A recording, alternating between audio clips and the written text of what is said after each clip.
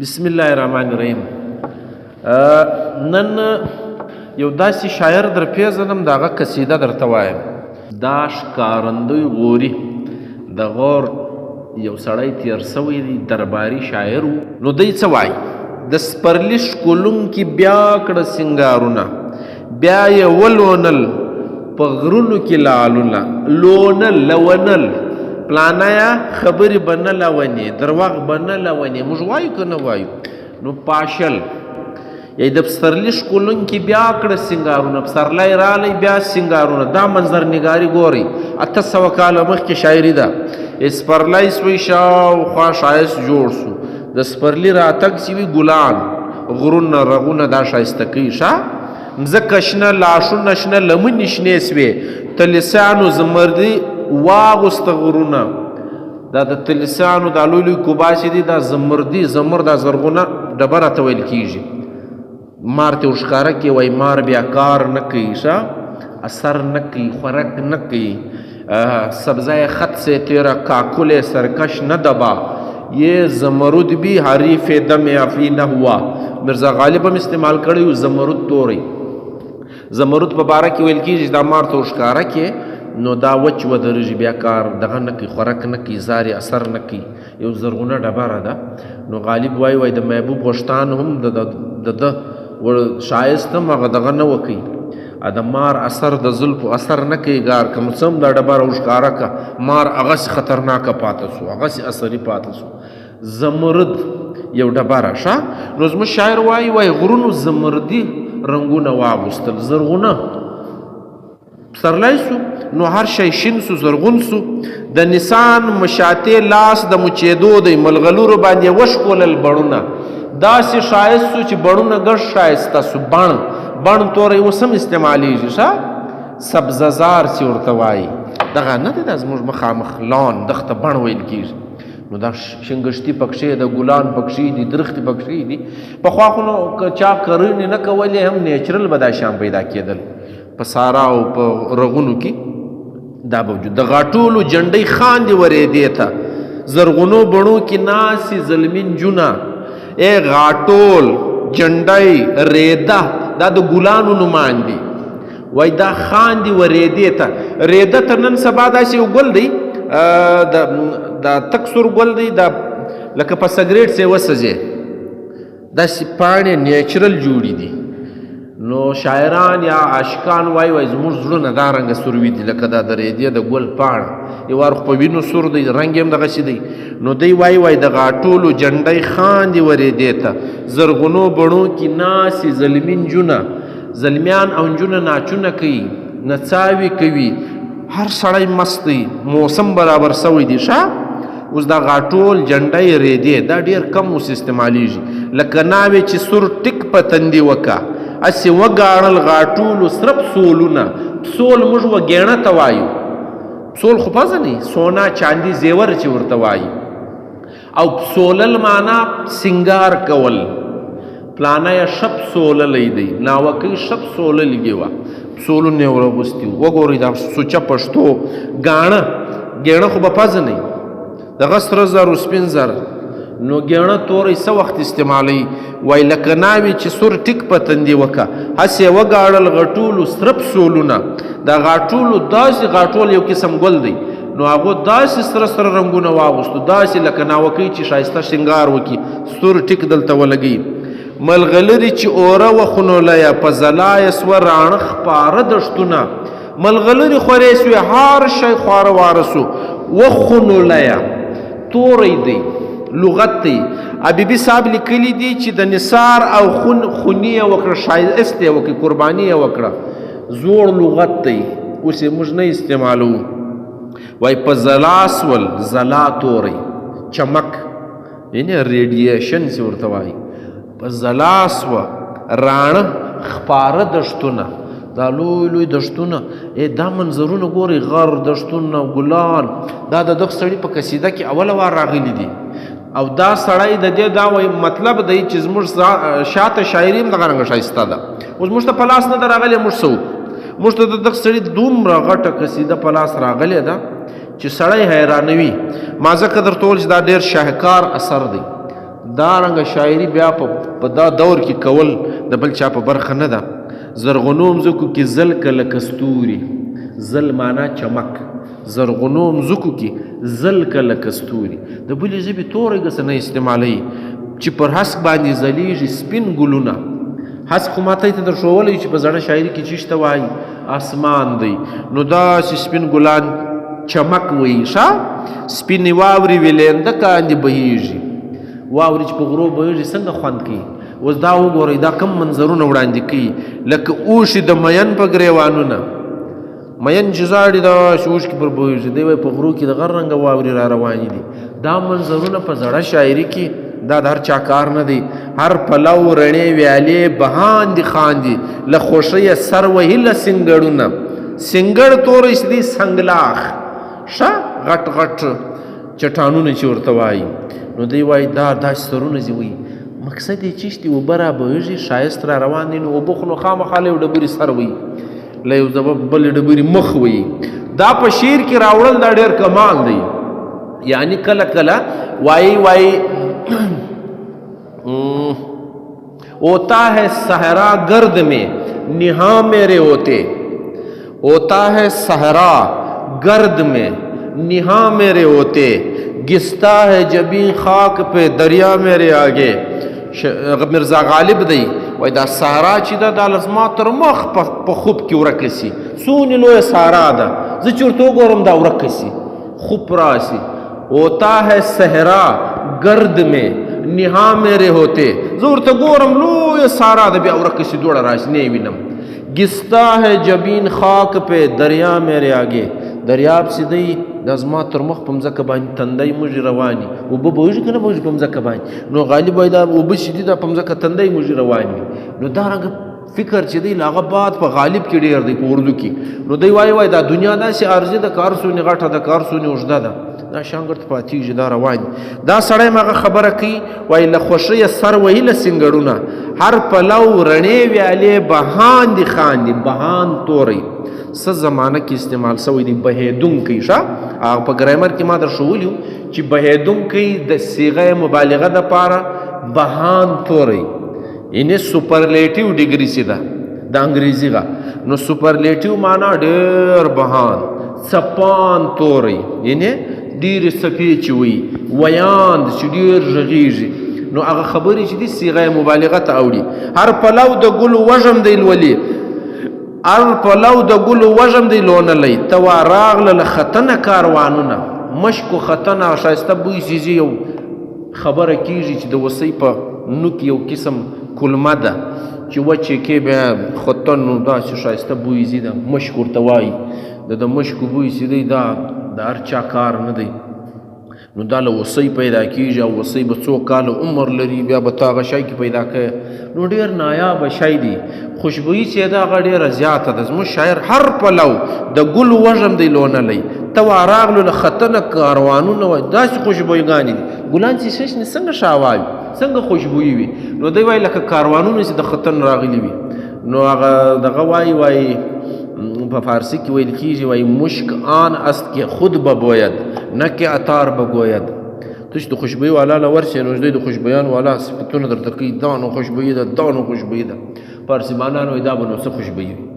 مشک آن است که خود ببوید، مشک خوشبویي هغه ده چې په خپله بوی درغی. نو څه د عطارو د دکاندار په صفتو ځان خطا باسي، هغه خپله حال یایي.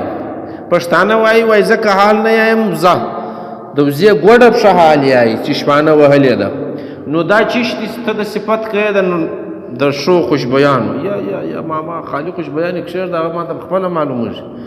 دا په زړه شاعري کې څنګه دغه اصطلاحات جوړوي، څنګه مرکب توري، څنګه ترکیبونه راوړي. د مسیح په پو به مړو ژوندون بیا موند، پسرلی مګر مسیح سو په پوکړونه پو نه پوکه کې. نو پوکړونه دا توری اوس کله وایي یا د عیسی علیه السلام په دم باندې بس مړي ژوندي کېدل. دلته د پسرلي داسې دم سوی دی ګډ شانې را ژوندي کړي دي. الله تعالی یو نظام چلی هغه سیستم ښایسته روان کړی دی. صنعتونه جوړ سوي دي، کارخانې جوړ سوي دي، نیچر ته تاوان رسېدلی دی.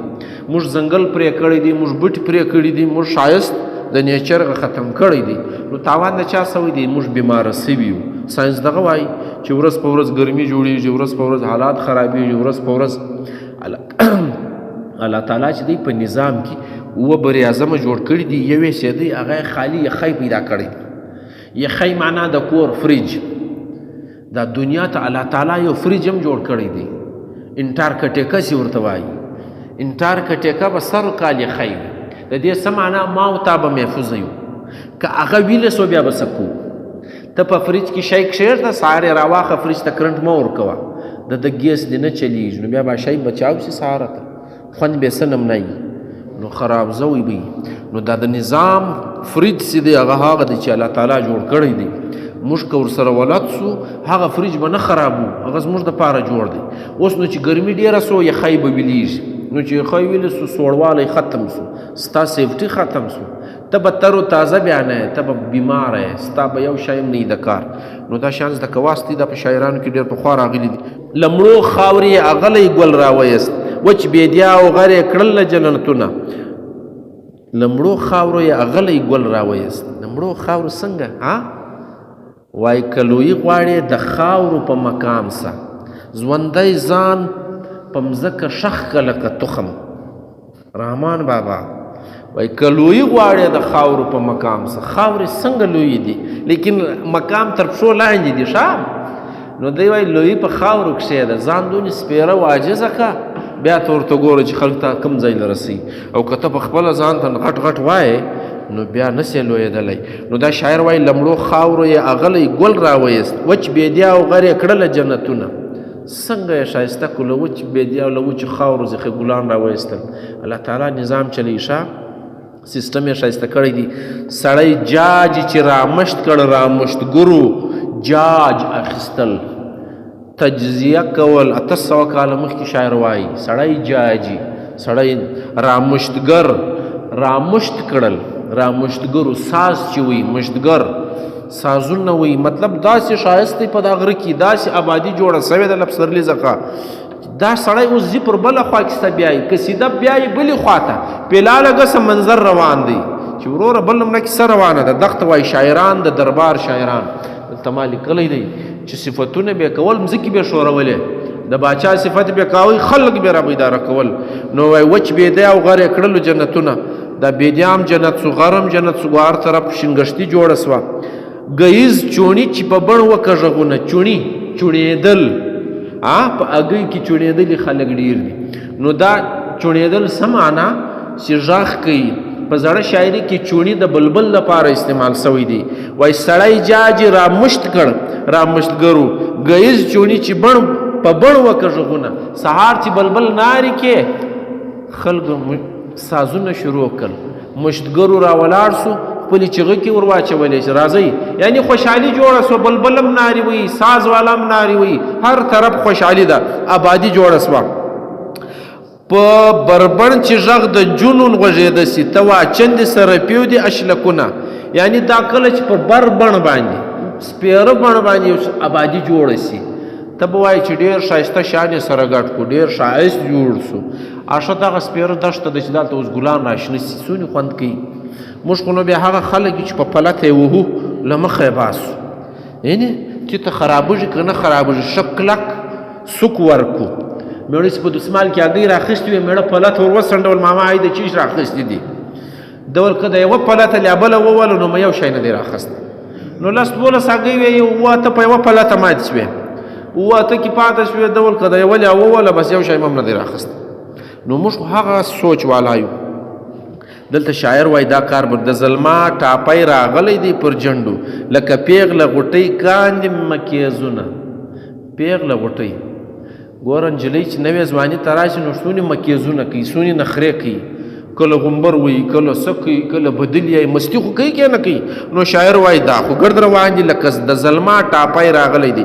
ظلما ما خیال په حبیبي صاحب وایي چې د پخوا د ظلمي یا د ځوانۍ په معنا د ظلما ټاپی راغلی دی، یعنی نوې ځواني راغلی ده. دا ګلان چې غوړېږي دا پر نوې ځواني راغلي دي که نه دي؟ یعنی تازه تازه چې هر څه راشین کېږي نو خو نوې ځواني ده. لکه پیغله غوټۍ کاندې مکیزونه، مکیز و نخرې ته وایي. ښه نو مکیزونه چې تاسې ووینئ په خپله به شاعران ساست. د یو پلو مخ سورګړی په سر لیدی یو د بل په غاړه واچوي لاسونه یو پلی ما خیال بیا د یو ګل نوم دی نو یو د بل پر غاړه واچوي لاسونه داسې ګلان ښیي چې نه پر یو بل پراته وي ښه نو اوس داسې ګلان به ډېر شنه سوي چې پر یو بل باندې غاړه اچولي هغه د ویلیم ورډزورث مشهوره نظم دی د ګولډن ډوفډلز آبي نرګس چې ورته وایي نو دوی وایي ما په I gaze and gaze but little thought ما په یو وار دو نشان ولیدل چې بل ځای ګسرول نه دوی چې وو تازه وو پر یو بل باندې لاسونه سره اچولي وو سرونه وو داسې they were tossing their heads یعنې دوی خپل سرونه نه اچول نو موږ څه چم کړی دی موږ هم شاعران هغسې لرو د دغه زموږ د ښکارندوی غوري انداز چې دی د ویلیم ورډزورث تر شاعري ډېر ښایسته دی تر شا یعنې ویلیم ورډزورث دونې وخت نه کږي لکه زموږ د دا سړي کېږي نو د دې دا مطلب دی له موږ سره نیچرل شاعران ډېر پخواني سته نو دا له ورډزورث سره ښه ښایسته ښکاري چې ماما ته به واقعي په نیچر کې ښه شعرونه ته زموږ ښکارندوی واوره په خپله به دې ماغزه ځای له راسي ښه یو د بل په غاړه اچوي لاسونه ځکه ما ته هغه سړی رایاد سو چې هلته هم دغه خبره کوي ښه د اندارو په څېر غرونه سپین وړنګن دي چې پر واورو باندې ځل وکل مرونه وړنګن وړانګې پورته کېږي د پر غره چې واوره پرته وي بیا لمر پر راوخېږي څنګه څلی کوي څنګه وړانګې وي دا خبرې شاعر کړي دي چې واورې هم پرتې دي غرونه هم ښایسته دي په غورځنګ غورځنګ له خولې ځګونه باسي لکه شڼ هاتي شڼا کاندي سیندونه شڼ هاتي هاتي معنا پیل شڼ چې ښه شڼېدلی وي موږ چې شی وشڼېږي نه تر خولې چې ځګونه راوړي ډېر وکارېږي ډېر مست سي نو دی وایي غرونه غورځنګونه داسې ځګونه دا سیندونه داسې ځګونه کوي لکه مست پیلان سیند څه معنا روانې اوبه چې له یو بله ویې زک کوي که نه کوي روانې اوبه چې له یو بله مخان ویي کوبۍ هم پیدا کوي اوبه چې سره شړتږي نو کوبۍ پیدا کېږي چې اوبه د دریاب له سر جوشی د حباب زړه چوي شیدا قطه د امید بویه له خپلو وایي دریاب کې چې مستی نه وي نو کوبۍ نه جوړېږي زموږ شیدا صاحب وایي کاظم شیدا قطه د امید بویه له خپلو وایي زما خپلوان پرېږده هېڅ معنا نه له دوی زه یو امید نسم ساتلی هغه له خپلوانو تنګو پرې ایښي و تللی و نو وایي په دریاب کې چې مستی نه وي کوبۍ نه جوړېږي په عزیزانو خپلوانو کې چې مستی نه وي یاري و عزیزي نه کېږي لکه وایه نو ځکه دا زموږ دا شاعر له ورونو خوابه دی سو ټول عمر تر مرګه پورې بیا نه دی ورغلی او په رامپور کې اوسېدلی زموږ دا سړی وایي سیندونه چې دي داسې دي لکه مست خاتیان تر خوله یې دی ځګونه راوځي د سیند تر خوله زګ راوتل له پیله سره موازنه کول تشبیه وړاندې کول دا د زړې شاعري د دغه سړي کار دی دا د هر چا کار نه دی نه به چوڼي پستایه د ګلو موړ سي چوڼي بیا رالی بلبل ښیي یا پستایه د ګلو موړ سي پستایلو ښه نه به موړ سم د سلطان په صفتونه اوس را وګرځېدی اوس یې منظر ختمېږي باچا له را وګرځېدی ښه اصل کې چونکې دا قصیده ده دا ټول شعرونه د باچا په صفت کې دي لیکن دا لس دوله شعرونه د څنګه وړاندې کړي دي د منظر اوس نو باچا ته را وګرځېدی د شنسب د کاله ختلی لمر دی د پسرلي په دود ودان له ده رغونه شنسب ابیبي صاحب وایي چې د پښتنو باچا وایي شنسب د شنه اسپه په معنا یا د شین آس په معنا شنسب ښه اسپه موږ اوس هم یایو ښه مدرسه په کا د بوري یو سړی تر اوسه یې نوم و مدرسه دا زړه نومان دي ډېر زاړه نو سپ وچیش ته وایي اسپې ته وایي آس ته وایي سپ نو موږ اوس هم د نر دپاره آس او د ښځې دپاره اسپه استعمالو نو شنسب چې دی هغه زمانه کې شین آس دی د باچا نوم وی ښه د عام ژدل کېدل د پسرلي په دود ودان له ده رغونه یعنې لکه څنګه چې پسرلي رغونه ودان کړي دي دغسې د دغ کاله د شنسب کاله باچا چې دی دغه هم رغونه ودان کړي دي د شیندو اورو یې درست ایواد زرغون کړ له کسداره تر دیبله یې یونونه کسدار خوزدار ته ویل کېږي دیبل مشهوره ځای دی وایي له خوزدار یې راواخې تر دیبله پورې روان دی دا وطنونه ګرد نیسي هر ځای چې دی دی وطنونه آبادوي هر ځای چې دی کار کوي په زابل چې د بری پر نیلي سپور سي نیلی آس عامه پښتو د پخوانی په کاکړانو کې بیا د آس او اسپو دپاره بیخي ډېر نومونه دي سکاڼه، سکوڼ، تور بخون چې وي نه، سکڼی، سکڼۍ، اسپه ته کاپرۍ، د تحصیل تر مخ ترږي پر کاپرۍ اوښکې تویږي. د بنګول نواب د اسپې نوم کاپرۍ وه، په حیوان کې ډېره وفا ده نو کله چې بنګول مړو اسپې زړل تر تحصیل تر مخ چې خلکو لیدلې وه نو دا زاړي، آس هم زاړي، سپی هم زاړي، په دا دواړو کې کوالټي سته د خاوند د محسوسولو. نو د تحصیل تر مخ ترږي پر کاپرۍ اوښکې تویږي.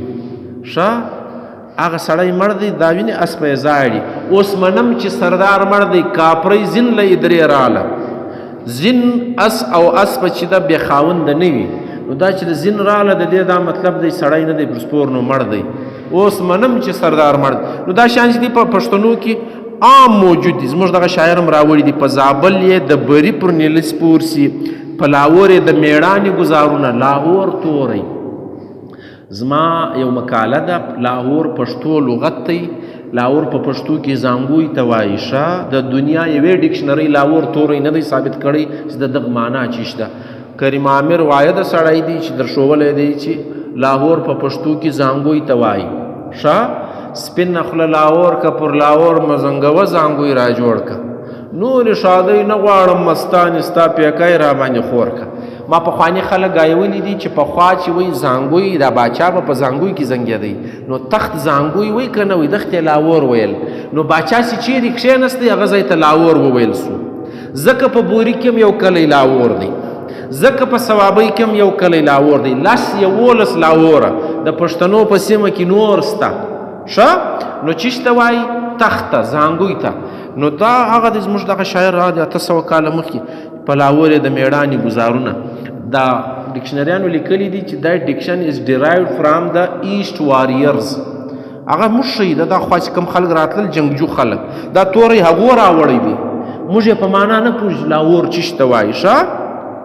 نه یې څوک مخ ته دریب د مې رسمونو، نه یې تورې ته ټینګېږي کلک ډالونه. ډال خو پزه نه وي، مې رسمن خو ما مخکې هم درښولی چې دښمن ته وایي د ده مخ ته یو دښمن نشي درېدلی، نه ډال درېدلی شي. څونې اسانه پښتو. نه یې تورې ته ټینګېږي کلک ډالونه. د اسلام د دین شهاب د نړۍ لمر دی، ورې نوم یې راړی.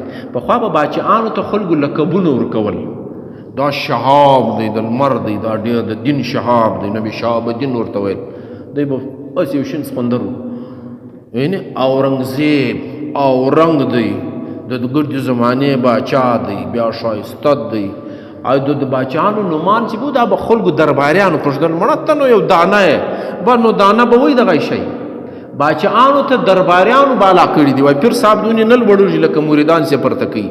نو دا مریدان به په لګیا و چې دانه خو نو ته نو دا شان چې دی. زموږ شاعر هم وایي د اسلام د دین شهاب د نړۍ لمر دی، تورستان یې کړ رڼا په جهادونه. تورستان په خدای چې کومې زمانې توري دي شایله تېرېدل څخه پخوا په بله معنا اوس نسته. څوک وایي تورستان، زما بیا دا شک دی چې دا به کېدای شي نورستان توری وي. زموږ کاتبانو به خراب کړی نورستان سمه صوبه ده، سم علاقه ده په وطن کې، نه کېدای شي تورستان هم وي بل ځای وي. نو دوی په جادونو یې دا ټولې سیمې نیولې دي. هره پلا چې دوی پر هندو سیند یرغل که، هند سیند ګوره په څومره زړه توري کې راغلي دي. سیند په پښتو کې اوبو ته وایي، دا په خپله له هنده وتلی دي. هند سیند دا یو شی دی. سیند هغه هند سوی دی. هند چې ته وایي اوبو ته، هندواڼه واټر میلن پښتانه وایي. هنداره د اوبو ریفلیکشن، په اوبو کې سړی مخ ویني کې نه ویني، نو په هنداره کې څه کار کوي؟ مخ ویني کې نه ویني. هندی مرغه سته که نسته؟ په میختر کې کلی دی، په هنده کې پاته څه دي؟ نن سفر امان مړی دی. هند باغ، هندو باغ دا نه دی، دا زموږ اوس چې مسلم باغ ورته وایي. پر دا باندې مالک کړی دی، زه نه منم چې دا هندو باغ، دا هند باغ دی. نو دا د اوبو علاقې چې چیرې اوبه به یې دی شاوخوا به خلکو آبادۍ ورته کول. هندیان یې وچیشته ویل، هغه خلک د اوبو پر غاړه آباد ول. بیا هندوان ځینې جوړ سو، بیا مذهب سو، بیا کیسه سو. هره پلا چې دی پر هندو سیند یرغل که رڼوي توره نړۍ په شهابونه. توره نړۍ شهاب الولو ثاقب سي ورته شهاب ثاقب ستوري نو داسې وایي چیرې تېرېږي زموږ باچا هغه وطنونه ښایسته کوي او دانه ده چې روان دی ښه په پسرلي یې چې تېرون پر اټک وکه غاړه غاړه یې ترې وسولله زړونه اټک توری راوړی دی د کلندر مومند پټه خزانه نه مني د هغه یو اعتراض دا دی چې په 800 کاله مخکې اټک توری ګسر سته نه ښه نو زموږ امیش خلیل صاحب را ولاړ سوی دي 800 کاله مخکې زړې نقشې یې ورایستلې دي په هغه کې تورې ور ثابت کړی دي په نقشه کې لیک دی چې اټکا دا شانم سوي دي چې ماما ته وایي اټک نسته زه بیا تاله تراغلی هم زه ور در ښکاره کړم په نقشه یې ور ثابت کړی دي نه به دغو نیرون ستوری په هسک ځلي که څه پورته سي له غوره ډېر میړونه پر اسک به داسې بل سړی نه ښکاره کېږي لکه دی چې دي له غوره چې هر څونې خلک راپورته سي نه به راولي جګړن د سیند په لوري نه برابري څوک د هند خپاره ښارونه نه به راولي جګړن د سیند په لوري نور جګړه تورې جګړه ابو یعنې موږ خو جګړه ابو چې ډېر جګ وي نه جګړن بیا هغه ته وایي چې جګړې ډېرې کوي دا پخوا هم استعمال سوي دي نو دی وایي بل څوک بیا داسې جګړن نشي راتلی دا میړه دی غیرتمند دی او نه به څوک زلمي د غور سره راغونډ که د داور توري به چیرې که ځلونه داور دا ځای چې دی دا سیمه چې ده دا به چیرې ځلېده کوي زمینداور ورته وایي ما تاسو ته ویلو اکبر زمینداورۍ به موږ ووایو داور د زمینداور علاقې ته ویل سوي دي په شاعري کې وایي له دې سیمه به بیا څوک راپورته کېږي څه زاړه نومان یو خاوند شهاب الدین دی چې یې وکه په هر لوري هر ایواد ته یرغلونه دا یو شهاب الدین دی چې هرې خوا ته تللی دی یرغل یې کړی دی حمله یې کړې ده په جوپو جګړن یې هند ته یون کا چې د غور بادار همت وکه زغلونه وایي هر جګړن چې دته مخامخ سوی دی منډې ځینې وایي مخامخ سوی دی پر شا ځینې تښتي چې کلم دی په مخ ورغلی دی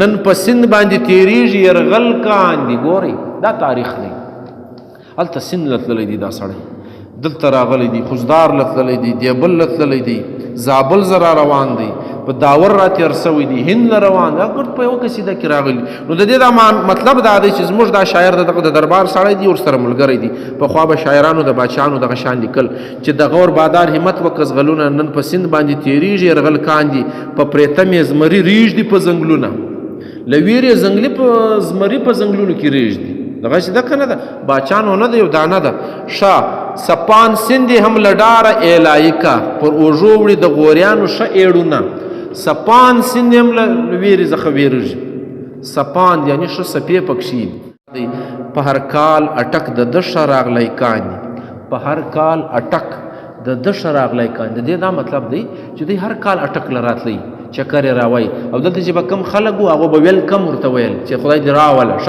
ښه راغلی کاندي نو ښه راغلی توری څونې زوړ دی غوړوي په څنډو خپل پاسته سالونه په څنډو باندې ښایسته وشتان پخواني خلک به لوی وشتان یې لکول زما ارمان د ګونډۍ خوله سي سرې به بېرته غوړې سیسي نو پخوا یو سړی چا نیولی دی بیا یې وشتان ورخریلي دي نو دول ګونډۍ مې ډېره یادېږي ترورۍ نه ده ازما محبوبه وشتان مشهور راوی خرل بیرته به غوړې سي غوړې سه بیا څه ته ویل اثرونه چې سر راټول سي نه کړۍ کې جوړې سي نو دوی وایي به بیرته غوړې سي هغه ترورۍ سي راځه ولاړه تاوان هغه څه وایي پوهېږئ که نه پوهېږئ که نور تفصیل غواړم زاید ته څه وایي پښتونخوا ښکلې زلمي چې زغلي هند ته نو هغه له پیغله کاندي اتڼونه پښتونخوا توری دا سړی استعمالوي 800 کاله مخکې پښتونخوا توری 1500 کاله مخکې ریډوټس راوړی دي د پکتیکا په شکل کې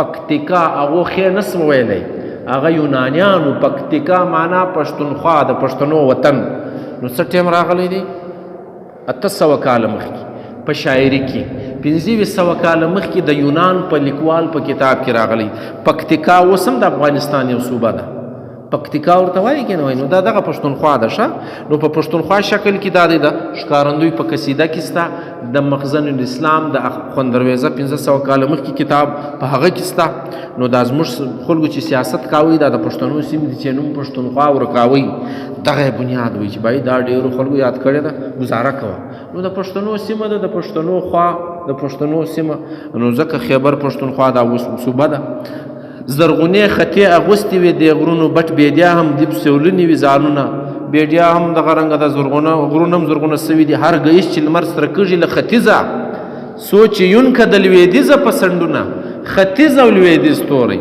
مشرق او مغرب ختیځ معنا چې لمر ځینې راخیږي لویدیځ چې لمر باندې لویږي دا توري دغه سړي له نن نه 800 کاله مخکې استعمال کړي دي که بریزر وي که غرمه وي که برمل وي بریزر ښه تکه سره غرمه که غرمه وي اول سهار که غرمه وي که برمل وي او که لرمل وي که لمر کاندې ترملونه حبیبي صاحب وایي وراستی شای برمل ماشپین لرمل مازیګر او ترمل ماښام وي اوس یې موږ نه استعمالو مسله دا ده توري څنګه ښایسته توري استعمال سوي دي برمل لرمل نو که پر هلکانو نومان ژداست وي نو برمل خان ښه نوم دی پر کښې ژداست وي ښه نو یو به توری را ژوندی سي یو به ستا تاریخ راپورته سي ښه ترمل خان دا زاړه زاړه لرمل خان دا ډېر ښایسته نومان دي نمل خان موږ یایو نه شهاب جګړن به نه کښېني له زغلو نه به پرېږدي دا زلمي خپل بهیرونه زمري کله کاږي ځان له یرغلګرو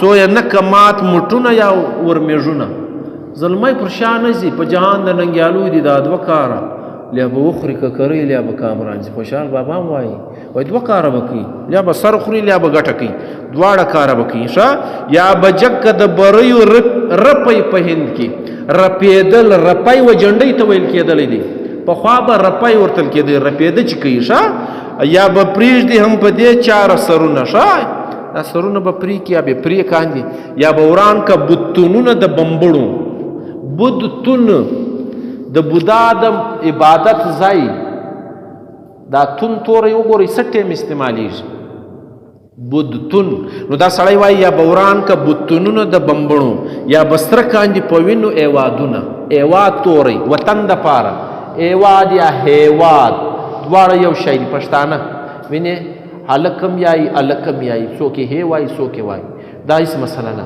دا تون توری دی موږ عام وایو مژېتون د مژیانو کور پوهنتون اوس توري جوړیږي نه یونیورسټۍ نو دا هغه زمانه کې تون توری استعمال سوی دی وایي یا خو به دا علاقه وایي دا بمبړو د دوی چې هغه کم پیرانو ملایان دي د هغو عبادتونو خانې چې به دي هغه به ماتې کړي لیا به په وینو باندې دا وطنونه ګرد ولړي پرڼا اوسې ته تل د دین شهابه بیا ورته وایي ښه نوم دی تل و په د رزق په مزدکونه نمزدک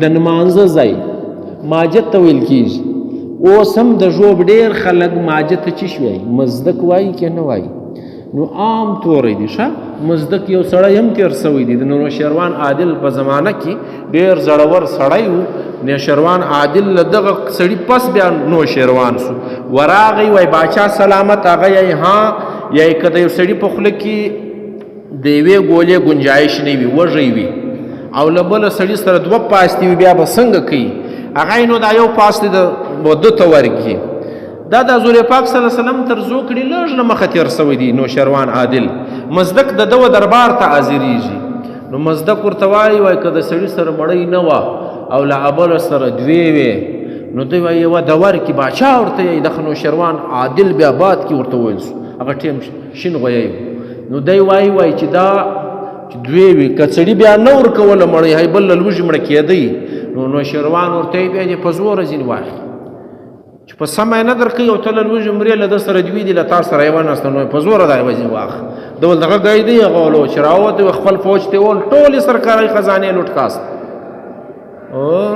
خلک چې وردا سم سو ګدامونه یې ګډ لوټ کړل بینکونه یې ګډ لوټ کړل دی ګرفتار سو پیش سو ول تا څنګه د ګورنمنټ خزانې ګډې لوټ کې ول تا راته ویل څنګه ما درته ویل وسه تک وای دا هغه مال له وسره 2 مړۍ له وسره ونی هغه ول زما له خلکو سره یوه مړۍ نه وله تا سره 2 ځکه مه ګډ بینګونه ماتو پیسې مه ګډې در زه راډې ماما نو بیا دا ډېر مشهور مزدک موږ ماجد ته وایو اوس هم په کاکړانو کې ډېر عام استعمالیږي ډېر خلک به دا ویډیو ګوري نو مزدک توری اوس هم شته دا په پخواني پښتو کې پخوا هم استعمال سوی دی نو مزدک شای پخوا مسجد ته ویل کېدو اوس نسته حبیبي صاحب وایي اوس نسته زه وایم اوس هم شته په ژوب کې شته که نسته مزدک ورته وایي ماجد ته خلک مزدک وایي ډېر خلک ښه په قدیمه فارسي کې مزګت مسجد ته ویل کېدو په زړه فارسي نو زموږ توري یو رنګه دي سره پخواني توري شته لہذا په مزدک توری اوس هم شته څو راڼه چې ستا په توره د هند لوري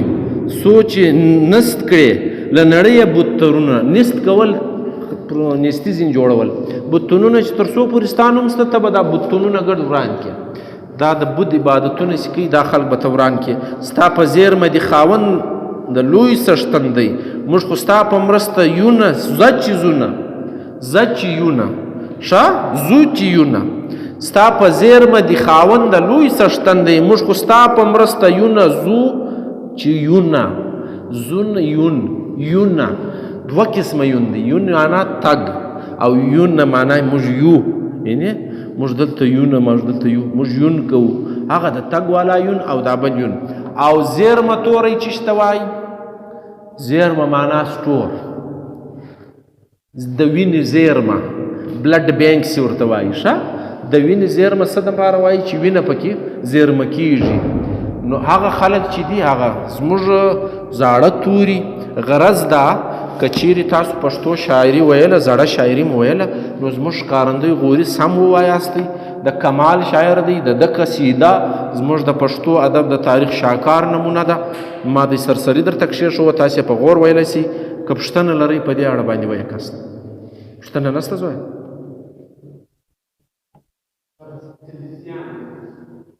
تا خو کوبا نه ده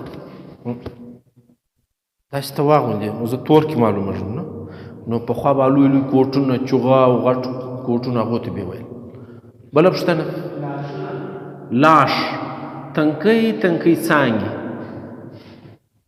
لاشونه شاخۍ پزنې کشنې شاخیان بله پوښتنه ضایع ده نسته